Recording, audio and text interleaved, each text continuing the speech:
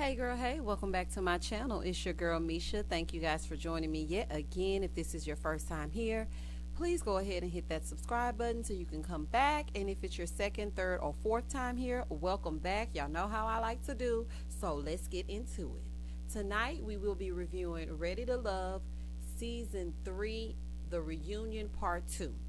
So when it first opens up, they left us with the cliffhanger last week where they were talking to Jay and Joy. And so they were asking, well, nephew Tommy was asking, where are you guys? So when he asked that question, I guess Jay thought he was funny. I mean, I don't really like his personality. And especially after last episode, I'm just like, boy, just get to it. So he's like, well, I want to give a Brian answer, Well, I guess your next question is going to be, well, how do you guys get here? Or where are you guys now? And Tommy was like, please don't try to ask my questions. Don't try to anticipate what I may ask. And so he trying to beat around the bush and laugh and joke. And Joy was like, all right now, go ahead and answer his question. Basically let him know I'm emotionally unavailable at the moment. I have a lot going on. So then Joy starts to, Jay says a little excerpt of what he thinks sounds good. And then Joy states, simply put, that she has a lot on her plate right now. Of course, her sister just passed. She's still grieving. So right now they're in the situationship zone and they're trying to figure out if it could be something because of course their experience was cut short at the untimely demise of her sister. So they did state that they had been on a date or a few dates or something like that, but quite frankly I feel like their chemistry has fell flat and it's no longer. This is just my opinion. I feel like when they were in that little bubble it was all good, but now that we're in the real world, Jay ain't looking so great. That's just my honest opinion of the whole situation.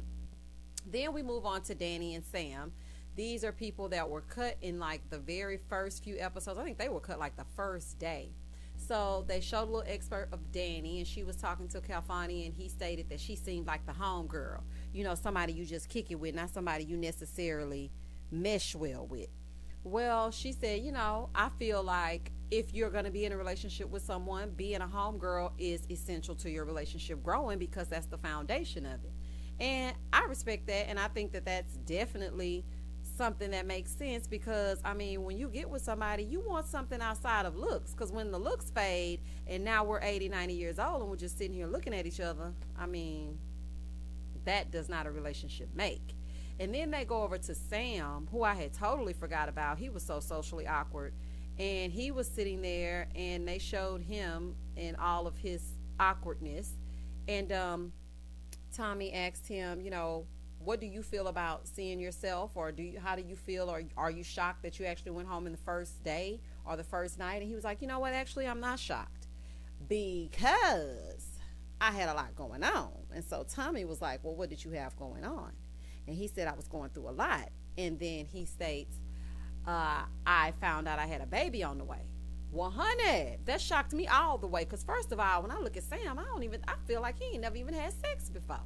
Seeing him on the show and he was so awkward. And then for him to say he had 3 kids, I was like, somebody laid down with you 3 times? Not one, not twice, but 3 times. Okay then, Sam. So quite frankly, honey, this is a whole big baby shower. Everybody should have brought some Pampers, some kind of diaper, some type of bottle, and some bibs. Because we got babies coming out every which way.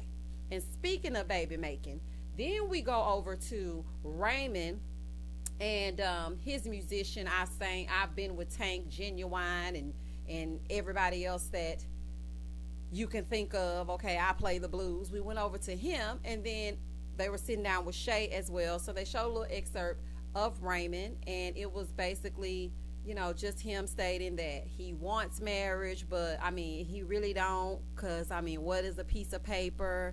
And so that kind of threw the ladies off, and he was eliminated. And then they go over to Shay. Shay remind me of somebody's old drunk aunt that smoke a lot of cigarettes, and she always outside somebody, run to the store for me real quick.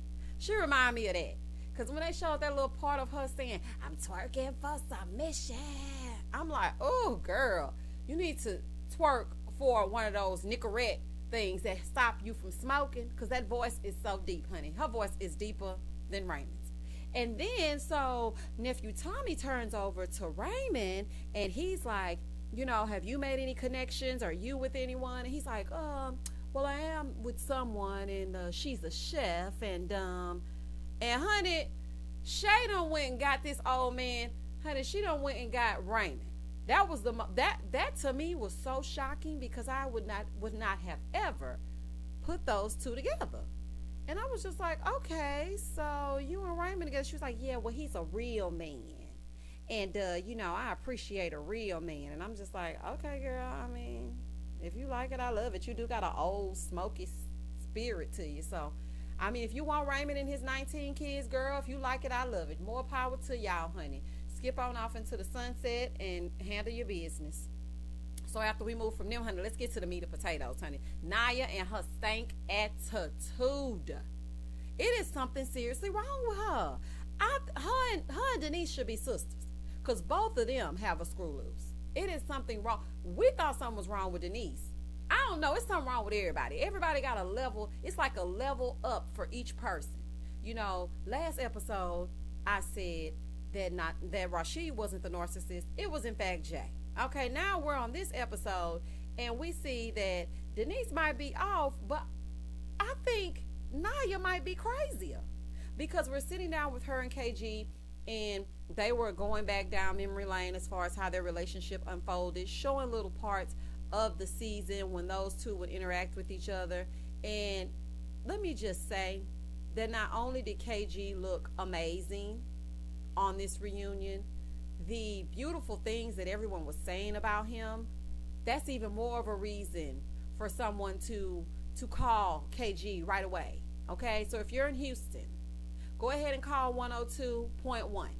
Just call up the radio station and ask for KG. He there. Okay, just say, can I speak to KG? and see what you can do, honey, because Rasheed explained that KG was all in. He was vulnerable. He let everybody know, this is the woman that I like. And at first, I thought Naya was going to come on here and redeem herself. I was like, okay, well, I feel like Naya may redeem herself because of what we saw in the first episode and all the behind the scenes footage. And she was on every YouTuber's page and every interviewer's everything, trying to explain it away based on production. Girl, what you did is exactly what they showed. You are a jerk. Like, there's just no other way to put it. KG was expressing himself, and he said that he didn't even know that Naya and Edwin had gone on a date. And nephew Tommy goes over to Naya, and she's like, oh, so how are things going with you and Edwin? Did you explore things any further? And she's like, yeah, we've been dating. And then she starts to say that she'll date both of them. I'll still date both of them. And I'm sitting here looking at these two guys, and first of all, Edwin, you way too nice, honey. Okay, you way too nice. Because I would have scooted all the way to the other edge of that couch when she started going on and on and on about how she would date both of you, that, she got options and she got this and she got that, and she don't feel like she did anything wrong to KG. She doesn't feel like, at this point that she could settle down with anybody. Naya is a self-centered jerk. That's just the bottom line. And she's claiming that she's dating Edwin, but she doesn't mind dating KG at the same time. And then they go over to the point where she was being eliminated, and she was talking to Rasheed, and Rasheed was getting ready to tell her what he had to tell her, and she was like, nah, you could just talk to the couch. So they go outside where production is, and she's like, well, I gotta go get my boyfriend. And production is like, boyfriend? But this is already stuff that we saw. So when they said never before seen, the only thing I didn't never before see is her doing this little stupid dance on the way walking out the door. Honey, I don't know how you were raised. I don't know where you were raised, but you need to revert all the way back to childhood and get your personality together, because you will never keep a man with an attitude like that. I don't know what this chip is on your shoulder, but you really need to knock that bad boy off, because it's very unattractive. So KG was sitting there. He was looking completely lost. And Naya is trying to explain that, her feelings were valid and that she actually had a talk with KG, and he did clean up the way that things panned out when he said that she should pay for half the mortgage. He did try to clean it up, But in true Naya fashion, she took no responsibility for anything that she had done. And Edwin was just sitting beside her looking all the way crazy. And I'm like, you and that turtleneck really need to just take some time to yourself, honey, because y'all just mixing and mingling with all the wrong people. Then KG says, nephew Tommy says to KG, well, what's next for you? What do you feel? And he says, well, I'm still ready for love. I'm open. I'm always all in. So, whenever I'm ready for love, she'll find me. Naya gonna try to tell this man how he should be looking for love. No, you gonna find them. That's the other way around. You gonna find them. Girl, stop trying to put your gender roles off on this man. First of all, nobody wants if he gonna find somebody like you, honey, please let him wait and let God send him the right one. And stop trying to tell this man how he's supposed to feel. Now you trying to tell him how he gonna find a date. You didn't want to be the date. Now you telling him how he's going to find the date. It is definitely something missing. It's something wrong with her. Her attitude is terrible. Okay, and even if she did turn out to be a good-looking lady, the way that she comes off makes her all the way ugly. And then Edwin was trying to explain away her personality, saying, I only know what I saw. And what I see right now is somebody that's very sensitive, somebody.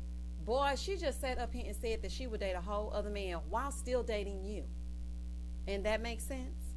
And you're open to being in a relationship with her and open for love, and you just, okay. Child, I don't know if Edwin really needs some help too as well. Okay? Now we go over to, after we're done with Edwin and Naya, okay, and KG with his sweet self, then we're over to Rasheed and Denise and the fact that she indeed called him a narcissist.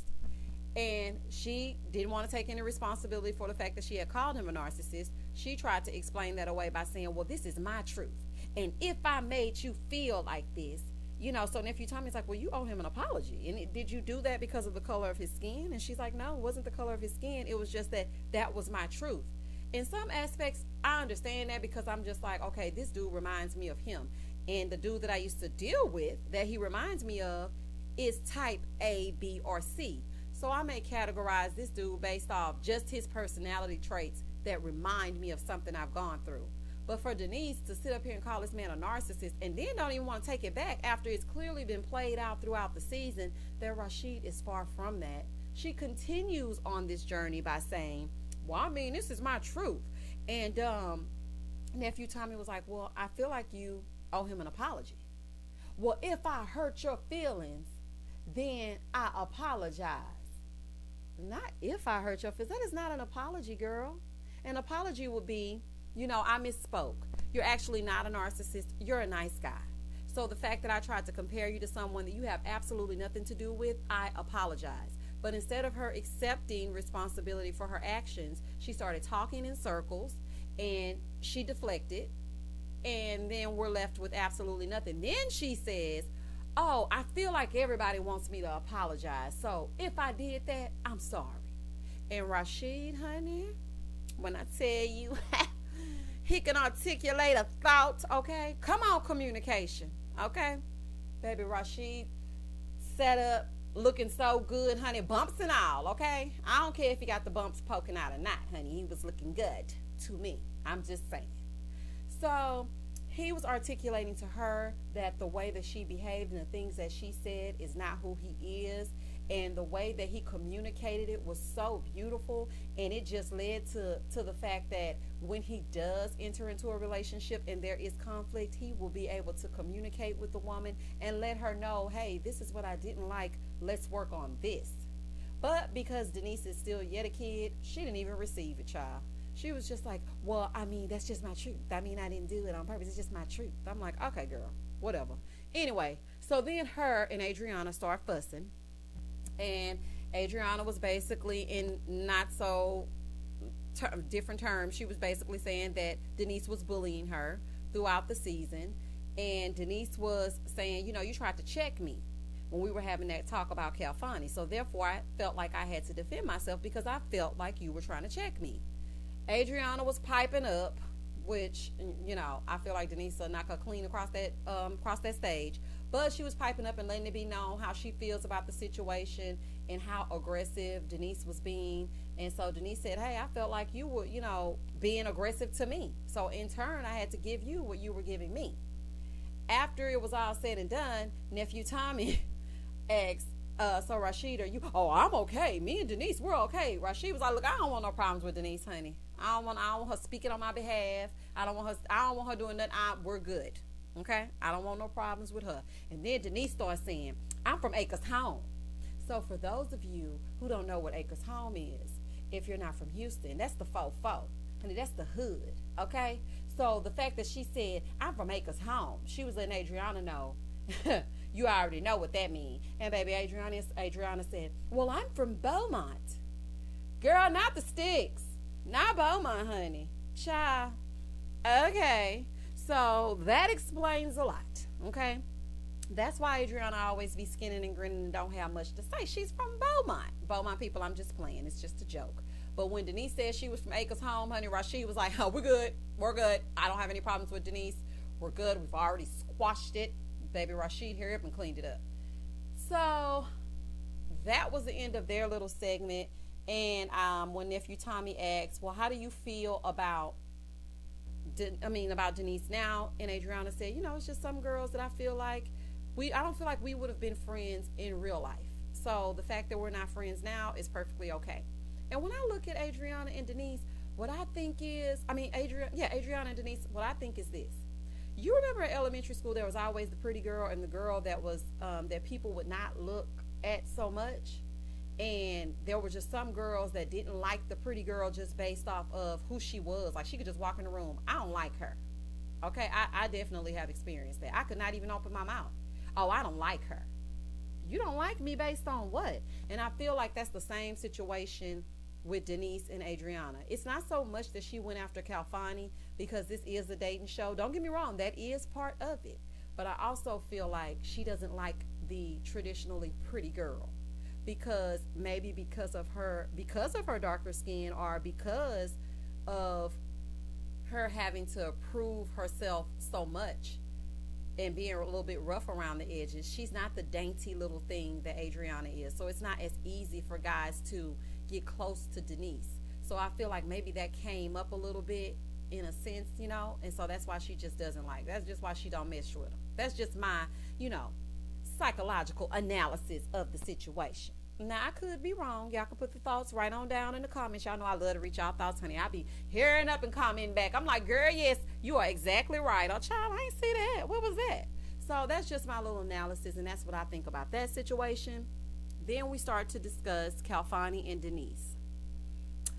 They show the excerpts of Calfani basically letting Denise know that she was a little jealous thing, and that wasn't cute, okay?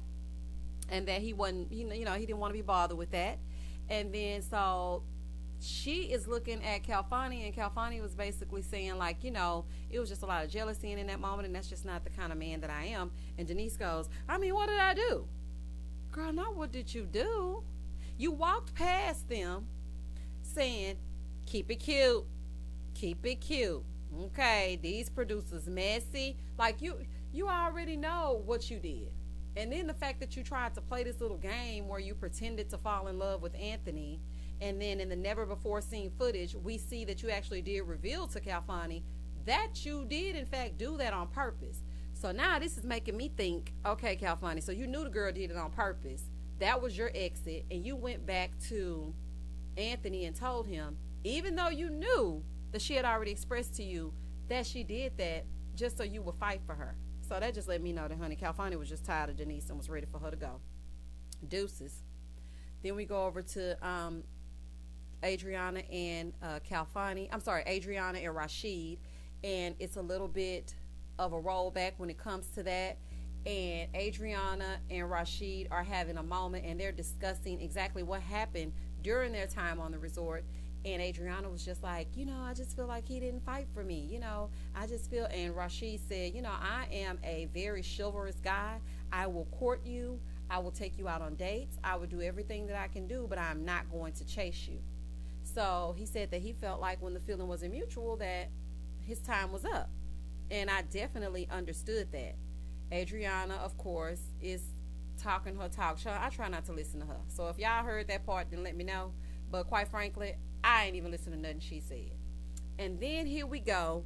Now we're on Calfani and Adriana. And honey, let me tell y'all something. I'm gonna be real petty right here. I'm sorry. But nephew Tommy asked Calfani and Adriana where they were in their relationship. And Adriana says, well, Calfani basically, when we got back to Houston, he decided that he wanted to be back with his ex and that she would be better because she already knew his kids and that, he feels like they would be better suited together. Honey, my mouth dropped. Because you know what? What goes around comes around, honey. And you strung Rasheed along the entire season and made him feel like it was something when it was really nothing. And this is what happens when you do. And Calfani, you wrong for that, honey. And quite frankly, Denise, you dodged a bullet. And Calfani, you dodged a bullet with Denise. Because let me tell you something. Had you went back to Houston and he talking about he got a note on the door and the girl, and Simone, honey, she's so shady. She's talking about like an eviction notice.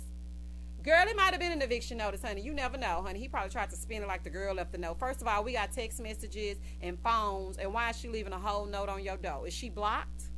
Because otherwise, she should have texted you. So I'm thinking it might have been an eviction notice, too. I'm just saying, you got 30 days. No, I'm just kidding. I'm just kidding. But he said he got a note on the door and that he just decided that based on their chemistry and everything, that he should work it out there. Nephew Tommy asked him, do you feel like you're going to marry this woman? And he said, yeah, I quite frankly, I do feel like I'm going to marry this woman.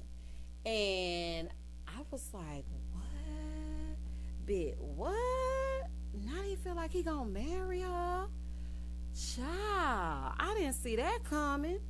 So, yeah, Adriana, you're out. And so nephew Tommy was like, well, Adriana, when you heard that, did you immediately start to think of Rasheed?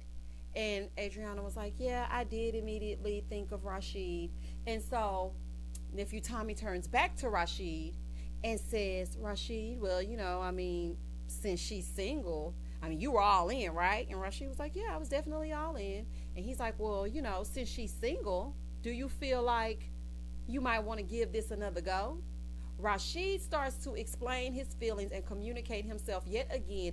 This girl, okay, this blockhead, because she's a straight blockhead. It's no other word to give. First of all, head shaped like a block. Secondly, she's a bonehead, okay?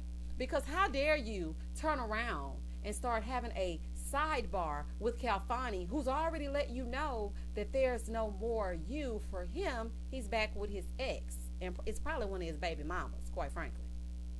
So he's back with one of his exes, and you're sitting over there. They're having a full-on conversation. While Rasheed is talking, her back is turned to him, and she's having a conversation with Calfani. And so then nephew Tommy says, hold on, wait a minute. What are y'all talking about? And Calfani is like, well, I was just basically trying to let her know that, I didn't mean to lead her on or whatever. And nephew Tommy is like, did you even hear anything Rasheed said? And she smiles with those little bitty teeth. I hate her teeth. Okay, it's more gums than teeth. I hate that. She's like, no, I didn't hear it. I'm like, girl, you are so disrespectful. Rasheed, don't even worry about it. Don't waste not a now another breath. Don't even worry about it, honey. Don't even worry about expressing anything that has to do with Adriana. Because like I said, she is Tinkerbell personified, honey. And the fact that she is still sitting up here trying to make things go that aren't going, you deserve so much better. And she's so disrespectful to not even give you the common courtesy to even listen to what you're saying in the moment. So I thought that was extremely disrespectful, and it's just true to who her character is, and that's who she's been all season. So then they come back and they start basically going around the room talking about, where are you as far as a relationship now. Of course, they get up when they go back, before they come back out and start talking about where they are now. They go to the back, and Calfani walks up to Adriana and basically just lets her know, hey, I never really meant to hurt you. I never wanted this to happen, and I didn't want to make you feel that type of way or any type of way. And she's like, oh, it's all good, but I know her face was cracked. And don't you dare try to go back over to this man because Calfani decided to kick you to the curb. Honey, Rasheed is worth more than that. Okay? If I do say so myself. And I like the fact that Rasheed stood up for herself and was like, you know what? I don't wish her anything but the best. But because I was listening to him, even though she was. Okay? Because y'all know I love me some Rasheed. So he was over here talking about that he feels like even though she didn't choose him, it's quite all right. He has no hard feelings, but he ain't going back down that road. That's basically what he wanted to say in a nutshell. So now we're going around the room, and everybody is expressing where they are at this point in time. And so Dave is sitting there real country like, honey, with his red and black on, honey, with his arm around Alex, knowing they ain't going on a bit more date than the man in the moon, honey. They gonna go on a date, but it ain't gonna turn into nothing. And she was like, well, can we just not go to hookah? I'm like, girl, is that your request? Because your request should be, can we not go go-kart ride? But I mean, whatever floats your boat. Then we go over to Edwin and Naya. Edwin still got his arm around Naya, and she's still acting cocky, acting like she the best thing, like she's God's gift. Well, I'm going to date whoever. I'm going to date some people while I'm dating him. And he just sitting there smiling. I'm like, Edwin, is your self-esteem low? I mean, we do need to get that counseling. But it's other things we need to talk about if you think dating Naya is the move, because it is not. Then we go over to Jay and Joy. We don't know how things are going to pan out between the two of them, but I think Joy is overly annoyed with him. And what I did peep was, even when Naya and Edwin were talking, Joy was looking all sideways, and I'm like, Joy don't want nobody to like, none of these men are like anybody else but her. Like, I really was peeping at, like, her facial expressions are very like, how dare you like her? Like, I mean, just look at her. If y'all go back and watch the reunion for a second time, just look at how her demeanor changes when the guys talk about a female other than her. Then he goes over to Denise, and she gets a line talking about, I'm at peace. I found myself. Girl, no, you still crazy. Because I just looked at your IG a few minutes ago. You're still self-centered. You're still thinking about only you. And you are salty because, Calfani did not pick you. But I'm glad Calfani didn't, because if somebody would have left that note on that door and he would have been with you, you would have blew that place up. Okay? Burnt the place down.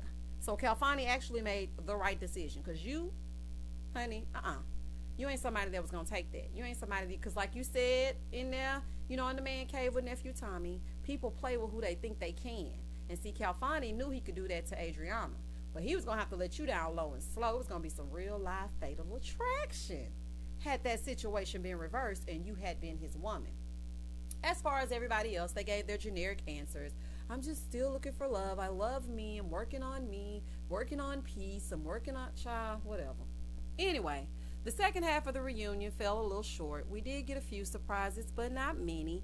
And quite frankly, Houston, you wasted my time. And the title should have been Ready to Hang Out, because none of y'all were ready for love. All right, that wraps up this season of Ready to Love. And that is the end of my review for season 3, the reunion part 2. I hope you guys enjoyed it. And please tune in to all my other reviews. I am now reviewing Belle Collective, Married at First Sight. I'm going to be throwing in a few more things. Real Housewives of Atlanta. Basically, anything that I see that you guys might enjoy, I will review it for me. And actually, give me some suggestions down in the comment box below. Let me know what you want to see a review on. As always, I hope you guys subscribe, like, share, come back for more. As always, stay safe, stay blessed, spread love, not germs. Peace.